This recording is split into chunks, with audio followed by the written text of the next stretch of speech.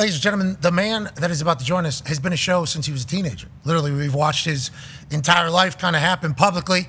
And when you do that, everybody's going to know a lot of things about you. So there's going to be a lot of judgment. This man has been able to continue to navigate, trailblaze, make a blueprint, and now he's a professional fucking boxer. Ladies and gentlemen, a man who'll be fighting Platinum Mike Perry this weekend in a fight called Fear No Man in Tampa Bay. Ladies and gentlemen, Elgo, Jake Paul. Yeah. Hey, you got me hyped, man. I'm hyped. Hey, you should be, man. It's big fight week. Congratulations on getting to another one. I know fight camps are miserable, even though you seemingly are doing this year-round. Congratulations on getting to fight week. How do you feel? Thank you, man. I feel good. You know, little bangs and bruises. There's always something going on in camp. You never go into a fight 100%. Every fighter knows that. And so you just have to deal with it and roll with it because it's one of the hardest sports, if not the hardest sport in the world. You're busting up elbows, hands, all sorts of stuff. So it is what it is on that side of things, but I'm feeling super good, feeling sharper than ever.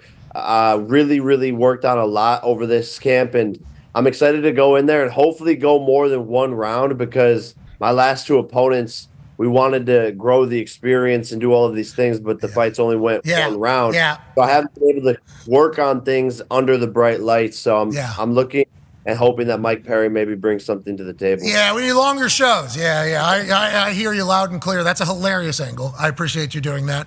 Obviously, we're all watching, waiting for the big one and for the thing to end quick. But getting a chance to see you go deeper, I think what a lot of critics would want to see as well, which they somehow hold against you, winning too quickly. AJ has a question for you, Jake. Yeah, Jake, at first, how did you, when Mike Tyson obviously had to pull out, how did you come to the conclusion, hey, I want to fight Mike Perry, one of the fiercest, most aggressive dudes there is, I feel like, is doing bare knuckle, doing very well over there.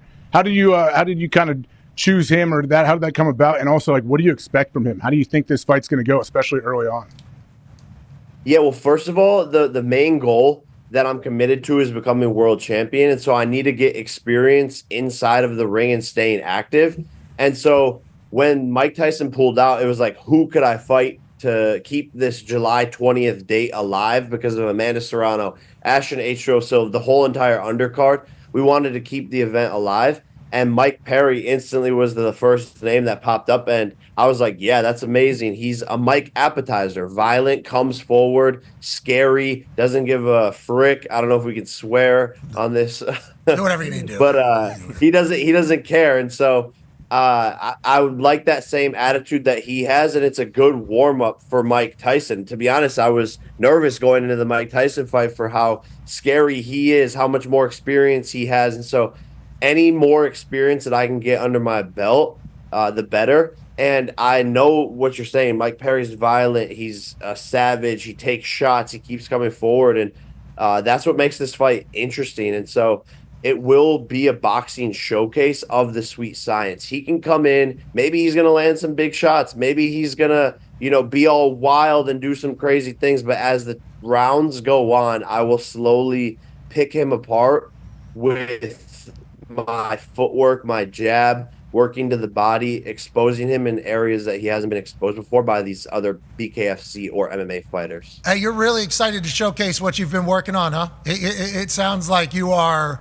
pumped about the evolution that you've experienced seemingly in this fight camp in the boxing world, in boxing technique. Was there like a breakthrough? Did you have like a breakthrough or something come together? And we're frozen. He's dodging. And he's moving. Yeah, I mean, each camp, there's a new and show off any of those breakthroughs for the past three camps. So that's why I'm excited to go in there and hopefully get some good rounds under my belt. But I'm just getting really good, man. And I've known the whole entire time that I will become world champion. But the closer it gets, the more excited I get to go in there and to show off my skills and to prove all the doubters wrong, because really when I started this, I was just this YouTube Disney kid. Oh, this is a joke. What is he doing here? Get out of this sport. And now I think people are really like, oh, damn, he's really going to do this. He's really going to become world champion. And to me, that's fun and hopefully inspiring to kids out there to take up whatever it is that people are telling them that they can't do, to chase their dreams, because in less than 6 years, I will be the best cruiserweight in the world in the sport of boxing. All right, hey, let's go do it. Let's go Hell do it. yeah. And you just talked about 6 years. Okay, let's talk about 6 years.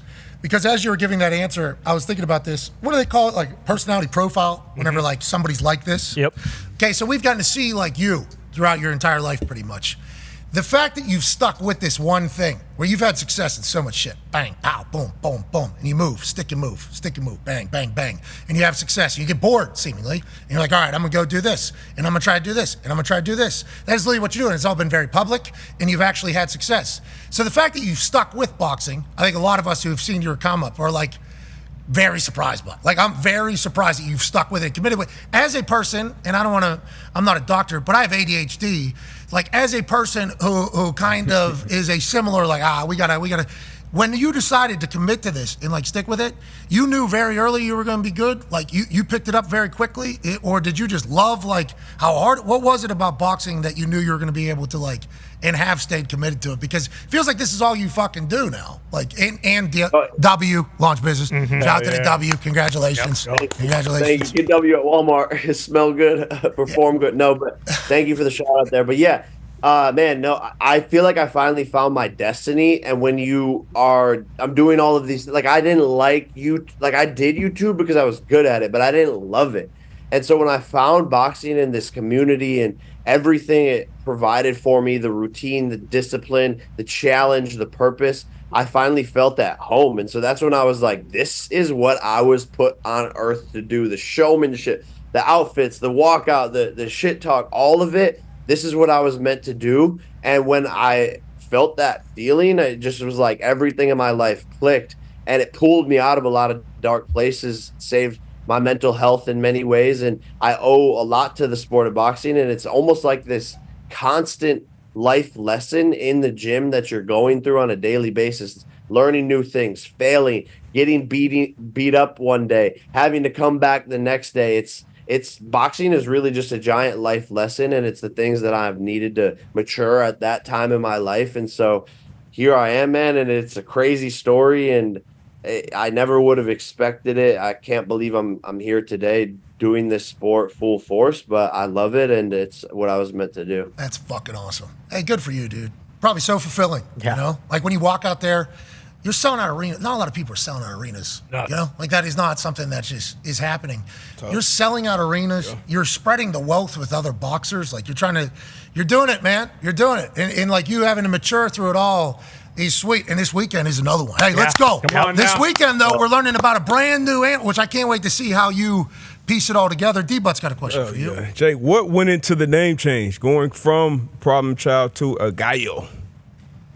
Well, it's funny, like, I'm not the problem child anymore. I used to be like, what? Maturity. Yeah. This is maturity. It's evolving. This is the thing.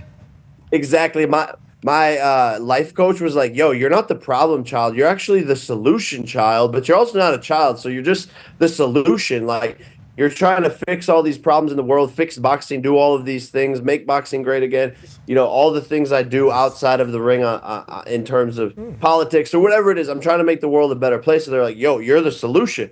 And you're not a kid anymore. So when the Puerto Rican people started calling me El Gallo and chanting it in the stadiums there, which means the fighting rooster for those who don't have the translation. And there's a big fighting cock culture in Puerto Rico. So it's kind of like this thing of honor. And so the name kind of just stuck, and now it's El Gallo / Problem Child. I'll still rep Problem Child, but I also like El Gallo as well. Yeah. Hey, I appreciate the answer. Could you imagine walking around there just chanting El Gallo? That's Awesome. What's that mean? First time I heard it, what were they? You ever seen a cockfight? So I've heard about them, obviously. I've heard about pause. I've Vicious. Yeah, they get after, right? One recently, not good. Yeah, saw that as well. Rooster got real pissed off and jabbed a guy's leg and like sliced his femoral artery. He like started bleeding like crazy. Almost El Gallo started winning. Yeah, bingo. Killed the guy. Holy shit. Yeah. Yeah, people didn't know that. I don't think people have expected that at all. All right, so what's the rest of the week look like for you, Jake? Man, I'm just staying rested, stretching, doing some ice baths, one more sparring session, but I have to drop 10 pounds still. So that's really the last part is the weight cut. Just housing Celsius. Just Smart. Just shotgunning Celsius. Exactly. Celsius, plural.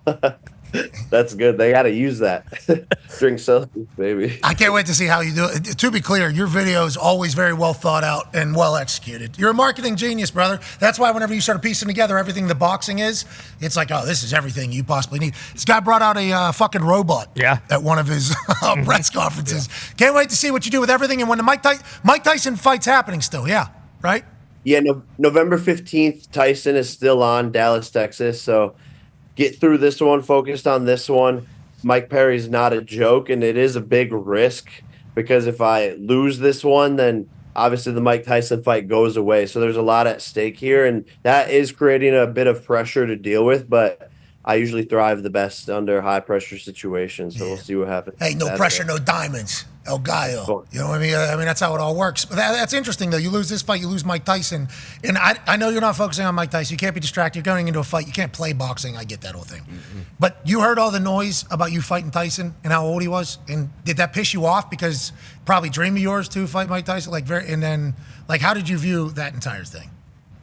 I view it as say it to Mike Tyson's face and see what he does to you. Like the one reporter who was discrediting him, he was about to jump over the press conference table and beat the dude's ass. So we are not Mike Tyson's dad. We don't control Mike Tyson. He's his own boss. If he wants to go in there and make tens of millions of dollars and potentially end my run, then who are we to stop him? This guy has been doing this his whole entire life. He's a natural born killer. This is what he loves, and maybe it's what he needs. So, yeah, the age is a thing, but I believe it's the equalizer because he has more experience, but I have the youth and the speed maybe to be able to put him down. Oh, so, again, every time he's out at a restaurant, one piece. Every time he's out in a restaurant and he runs into somebody that he knows or something like that, and it's caught on tape, and they go like this, he just peppers them. Yeah, giving them tips. Boom. And then, but he just immediately, it's just it's like riding a bike for Mike Tyson. And then watching him train and seeing those videos come out, now there was a couple obviously that people were going to point at, but him hitting mitts and doing the boxing thing, it's you forget because you only see a couple of highlights at this stage of the world's existence. But back in the day, it was this is night. This is Mike Tyson. He's swinging refrigerators. Yeah, bingo. That's what this guy is doing. We're excited to see it all come together. Keep crushing it, brother. Honestly, it's inspiring, and I can't wait to see what El Gallo does in Tampa Bay this weekend. Good luck out there, brother. Where can we watch? DAZN? Thank you, man. Yeah, DAZN pay-per-view this Saturday. You can get it on there right now. But yeah, man, thank you always for the love, and shout out to you guys always killing it and all the massive success you guys are having as well. And thanks for having me on. Jake. No, you guys are the best. All right, we appreciate you. Ladies and gentlemen, El Gallo, Jake Paul. Yeah.